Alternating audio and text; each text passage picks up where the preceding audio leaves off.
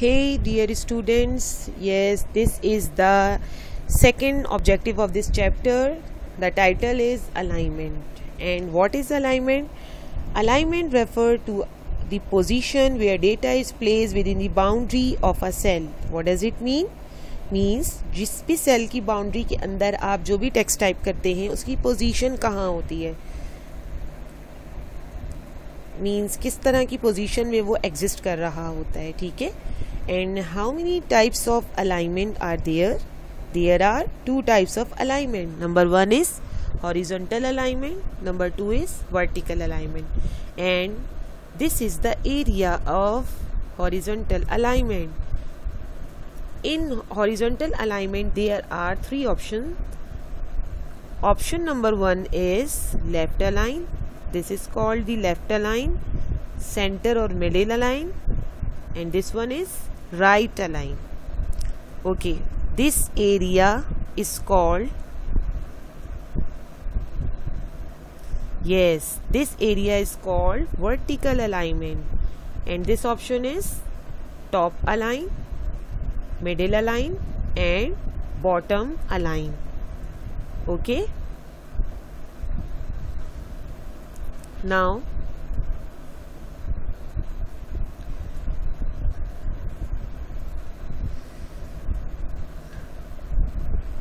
we have another topic, that name is,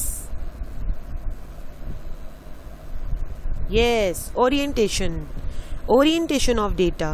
What does it mean? It's refer to the relative physical position or direction of the text, and this is the menu bar of the orientation. Means आपका text किस direction में मौजूद है, north, east, waste, south और किस direction में वो exist कर सकता है. ठीक है. सो फिजिकल पोजीशन जो होती है आपके टेक्स्ट की, वो कहाँ रिलेट कर रही है, कहाँ रेफर कर रही है, ये सब चीज़ें हम ओरिएंटेशन में देखेंगे. Let's see. Yes, I am going to type.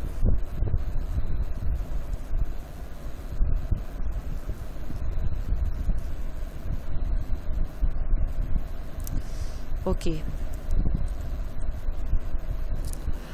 मैं यहाँ कुछ चेंजेस करने वाली हूँ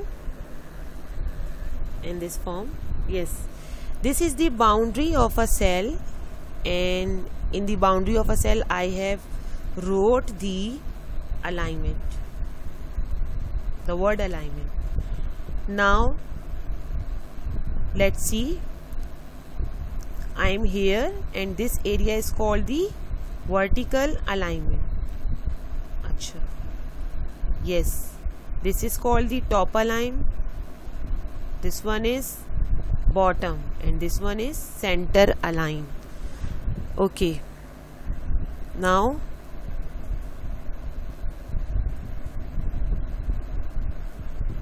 अब मैं अपने सेल को एडजस्ट करके उसकी सेल की जो वेट और हाइट है उसको मैंने चेंज किया हुआ है, और अब मैं वहाँ पर कुछ चेंजेस करने लगी हूँ.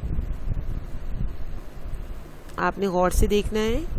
This is called the left align, this one is right align and this one is centre align. Means हम अपने टेक्स्ट को एक्सेल के सेल के अंदर किस तरह से वर्टिकल अलाइनमेंट और हॉरिजॉन्टल अलाइनमेंट के थ्रू उसकी पोजीशन को सेल की बाउंड्री के अंदर एडजस्ट कर सकते हैं. Okay, this is called the orientation icon. Let's see. Angle counterclockwise. I have to apply this option. Yes, this is the position of this option.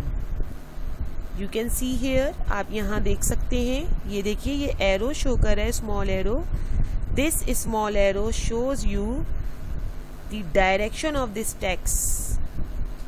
अब ये देखिए, एंगल क्लॉकवाइज, इसकी डायरेक्शन क्या होगी, क्लॉकवाइज होगी. ठीक है. तो मैं अब इसे अप्लाई करती हूँ. यस, अब आपका टेक्स्ट इस क्लॉकवाइज पोजीशन में नजर आ रहा है. वर्टिकल टेक्स्ट, वर्टिकल टेक्स्ट का ऑप्शन चूज किया तो आपका टेक्स्ट वर्टिकली जो है वो एक्सटेंड हो गया, लेकिन अब वो हाइड हो गया है। तो आप उसको कैसे एडजस्ट करेंगे, ये चीज आपने प्रीवियस क्लास में सीखी थी। यस, इन दिस फॉर्म आप लास्ट वाले सेल के बिटवीन में आप इसको रखोगे और डबल क्लिक करोगे तो वो एडजस्ट कर देगा। ठीक है, yes.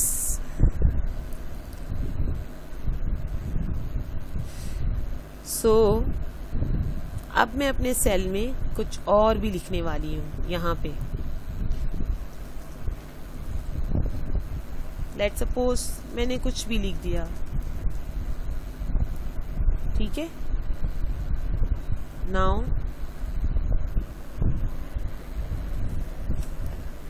yes, work with long text. How we can work with our long text? कैसे हम अपने long text के साथ वर्क कर सकते हैं। जैसे कि आप अक्सर एक्सेल शीट पे टाइप कर रहे होते थे तो आपका टेक्स्ट जो होता था वो लॉन्ग होता था, जिसकी वजह से वो अपनी सेल की बाउंड्री को क्रॉस कर जाता था। So let's see how we can adjust this text by the help of this option wrap text, and this wrap text is the part of the alignment group. Okay, जब मैंने इस wrap text को apply किया तो इसने मेरे text को lines में अरेंज कर दिया in this form. So wrap text is confine the data to the cell but it display in the multiple lines. ये आपको नजर आ रहा है मल्टीपल लाइंस में। इसने आपके लॉन्ग टेक्स्ट को मल्टीपल लाइंस में मींस एक सेल के अंदर इस तरह से फॉर्म में आपको एडजस्ट करके डेटा दिखा दिया। Okay, let's see. अब हमारे पास अलाइनमेंट ग्रुप में ये सब ऑप्शन हमने अंडरस्टैंड कर लिए, ये ओरिएंटेशन का आइकन अंडरस्टैंड कर लिया, रैप टेक्स्ट क्या होता है वो देख लिया। अब हम चलने लगे हैं मर्ज एंड सेंटर की तरफ। मैंने यहाँ दी सेट स्कूल टाइप किया, ठीक है, और मैं चाहती हूँ ये सेट स्कूल जो मेरा है इसका टेक्स्ट मुझे इस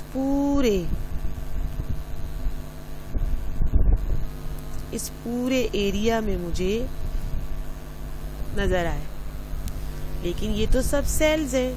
अब मैं इन सारे सेल्स को कैसे मर्ज करूंगी, with the help of merge and centre icon. जी, क्या किया मैंने इस टेक्स्ट को जैसे ही इस ऑप्शन को अप्लाई किया, मेरा जो टेक्स्ट था वो इस पूरे एरिया को मर्ज कर गया। ये सारे सेल्स मर्ज हो गए और मैं यहाँ से मिडिल अलाइन कर दूंगी तो ये टेक्स्ट मेरा मिडिल में आ जाएगा। ठीक है, what is this, decrease indent और इंक्रीज इंडेंट। आप अपने सेल के अंदर जो टेक्स्ट है उसको इंक्रीज और डिक्रीज भी कर सकते हैं। कैसे,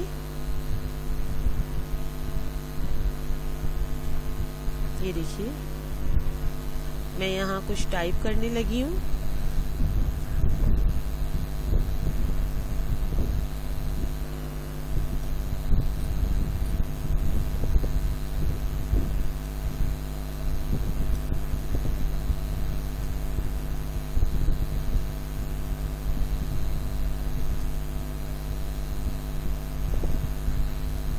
School is the best place to get knowledge. ये मेरा लॉन्ग टेक्स्ट है, ठीक है। अब मुझे इसको सबसे पहले मुझे इस टेक्स्ट को अपने एक फॉर्म में लाना है, तो मैं इसे क्या करूंगी, रैप टेक्स्ट कर दूंगी। तो मेरा टेक्स्ट लाइंस में जो है वो अरेंज हो जाएगा। अब मुझे इसकी इंडेंट डिक्रीज और इंक्रीज करनी है, तो मैं कैसे करूंगी, ये देखिए, you can see here this is the option of increase indent. Now I am going to increase the indent. This one is decrease indent. Increase और decrease indents क्या होते हैं, इनसे क्या हो रहा होता है कि जो भी आपका टेक्स्ट है वो सेल की बाउंड्री के अंदर उसकी उसका जो लुकिंग वे है वो एडजस्ट हो रहा होता है। ठीक है, इन दिस फॉर्म। मार्जिन जो आपके सेल की मार्जिन है, बॉर्डर है, उसके अंदर आपका जो टेक्स्ट है वो सेल के मार्जिन के अंदर ही एडजस्ट हो रहा होता है इन दिस फॉर्म। ठीक है, देखिए ये इंक्रीज कर रही हूँ मैं इंडेंट और ये डिक्रीज हो रहा है। सही है।